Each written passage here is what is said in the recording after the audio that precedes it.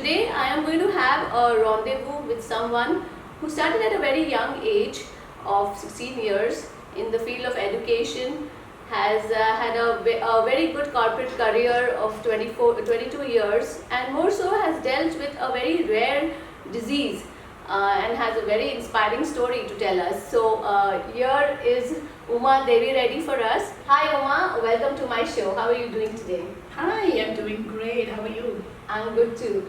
Okay, as I mentioned in my introduction that you started quite young at the age of 16, generally when girls are all about movie stars and heroes and having fun, and you started at that age in the field of education. Mm-hmm. So what inspired you to do that?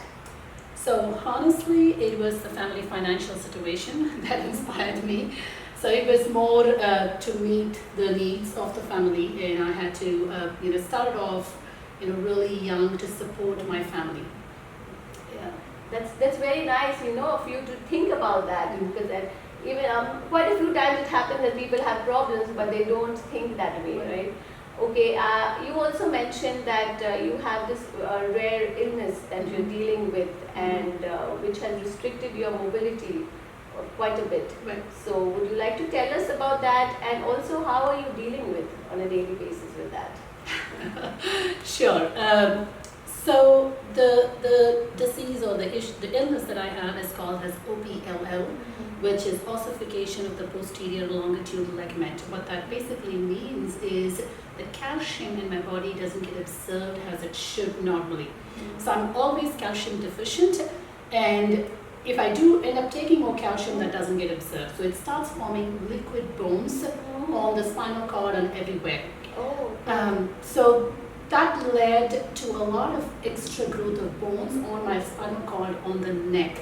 So from the C2 level on the neck through the T1, they had to scrape out all the extra growth of bones, and they had to put in a metal to kind of stabilize. It's called as a spinal fusion. So that's what they did.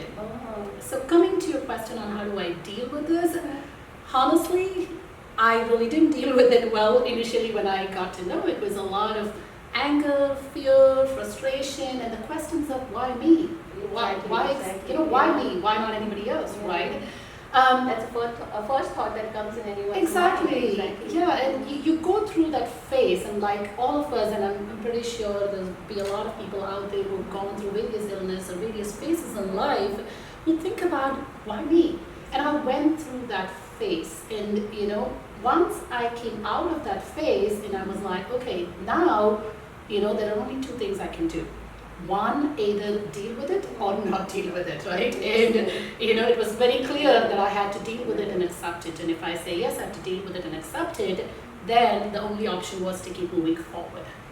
And that's how I kept moving forward. And it did cause a little bit of a mobility restriction. So, when you came in initially, I said, hey, I want to sit on the left and not on the right, right? Yeah. So my right side is restricted. This is the max I can go on my neck. I cannot go beyond this. Okay. And my left side is slightly more, in a few percentage more, so I can kind of move a little bit better on the left side.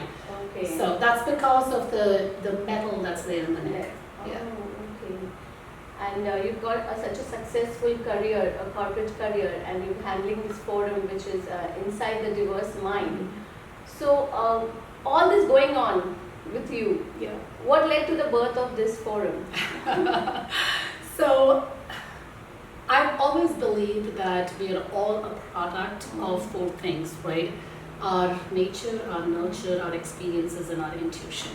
So my nature as a person has always been to observe people, to learn about what motivates people, what drives them. And my nurture, my environment that I have been in, be it when I was growing up and then I got married, came over to the US, back home or here, the environment has taught me, and the experiences that I've had with work, with people, with family, with kids, all of these experiences led me finally to an intuitive decision to say, hey, no two people are the same. We're all very, very different. Exactly. If no two people are the same, we're all very different, how are we embracing each other's thought process, and how are we supporting and embracing this diversity? And these experiences that I've had through my life has intuitionally led me to say, hey, this is the initiative that I want to start, and this is what I'm passionate about, and this is what I want to do. Okay. So in this particular field that you were working on, did you find any hurdles? Did you come across any hurdles? I'm sure you must have. That's the reason you went into this. Yeah. So would you like to talk something about that? You did mention about hurdles, and then you spoke about achievements at one point in time, right? So hurdles, achievements, successes, they're all kind of tied together in my mind. You know, like I initially started off with the biggest hurdles that I've had was growing up financial. You know, my financial hurdles growing up led me to the first step of my career, right? And I started off with, teaching. Although that was the only profession that I could get into at that point in time, tutoring little kids at 16 years of age, it led me to start believing, hey, this is impactful. This is not just where I am, empowering little kids. I am, teaching them, but in turn, I'm also learning diverse perspective from that age group, right? Exactly. So, although the financial hurdles led me towards this path, my physical limitations, my illness is another hurdle that kind of, leads me towards saying, can I really keep moving forward? So financial and my physical illness are the two hurdles that has it's not really stopped me, but it has rather challenged me to say, hey, you still can keep moving forward. Actually, that's the way of looking at it. You took them as a challenge rather than hurdle. Not many people do that. Yeah. And that's exactly what we want to get across people, Yeah. That's the inspiring story that we want to tell Thank you. people. Okay, I also want to know when we talk about this inside the diverse mind.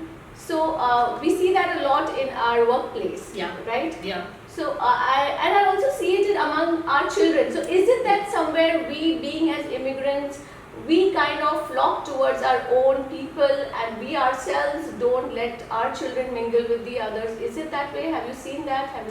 Do you come across? And what do you want to tell our viewers about that? That's what I often see. That's what it is, because if we are Indians, we generally tend to move around with Indians, or we have our friends, our children having more of Indian friends. Yes. So how can we teach that acceptance of diversity to our children and just start from that very age? So I think the key towards the kids is to help them understand that no two people are the same, and each of our next generation has to know that they have to be comfortable in their own skin, and being comfortable in your skin will let you feel like, yes, I am who I am, I know where I come from, and I am comfortable, but I have a diverse opinion that I embrace, but not just of my opinion, but I also embrace the diverse opinion that's coming in from somebody else, right? Yeah. So I think with our kids, or even within the work environment, we all need to learn, and we have to embrace the fact that no two people are the same, and that's how it should be. We shouldn't try to be like somebody. We are different, and that's what makes this world the way it is today. Exactly. That's what sets us apart from others. Yeah. Okay. That's a wonderful thing. Thank you. And I would like to know what your daily mantra is. Like, I'm sure you must be dealing with a lot of pain, a lot of physical stuff going on. So when you get up in the morning, what is it that you think? Yes, this is what drives me. Apart from a cup of coffee. Well, my mantra changes often. However, right now, for a while now, my mantra has been be intentional. We do a lot of things, especially as moms, as wives, as corporate employees. We're surrounded with too many things around us, parties and friends, and to be intentional about what we do, how you want your day to be, and why are you doing what you're doing. Exactly. Sometimes we just do things without really knowing why am I doing this, right? Especially here, it's so mechanical. Exactly. We're just living by weekends. I mean, it just goes on, Absolutely. So that's the mantra that I'm trying to live by. Be intentional and know why you're doing what you're doing, and what is driving you to do that. And where do you want to lead with that? If I'm taking up a task, I'm doing something, for example, this interview, why am I doing this? Exactly. Just being intentional about it. That's a beautiful thought, and I don't think many people think about it, because we are just working around the Yeah. clock. And we just go by the time, you just have a fixed time, Yeah. we get up, we fixed time, we go to bed. Exactly. It's so mechanical Yeah. life that we're living. Yeah. The typical American life that Yeah. we're leading Yeah. out here. Yeah. Wow, that's wonderful. That's exactly why we wanted to have this interview. Thank you. So that this thought, these different thoughts go across to people. Agree. Yeah. Okay, so we talked about Inside the Diverse Mind, your forum that you have. So what are the future plans for this? So for the Inside the Diverse Mind, we're going to have a monthly guest speaker that we're going to invite and have a talk show. So is it an FB page? It's a It is a on Facebook page, Okay. and the Facebook page is called as Inside the Diverse Mind. You should be able to look up Inside the Diverse Mind, and it should pull up as the first page.